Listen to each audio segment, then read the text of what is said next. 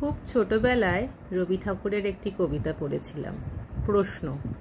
একটি শিশু তার মাকে প্রশ্ন করছে, মা গো, আমায় ছুটি দিতে বল, সকাল থেকে পড়েছি যে মেলা, এখন আমি তোমার ঘরে বসে করব শুধু পড়া পড়া খেলা।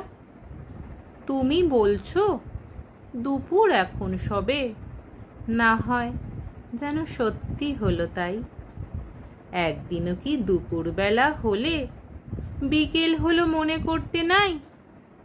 আমি তো বেশ ভাবতে পারি মনে, সূর্যি ডুবে গেছে মাঠের শেষে, বাগদি বুড়ি চুপড়ি ভরে এনে শাক তুলছে পুকুর ধারে এসে। আধার হলো মাদার গাছের তলা, কালি হয়ে এলো দিঘির জল, হাটের থেকে সবাই এলো ফিরে, মাঠের থেকে এলো চাষির দল।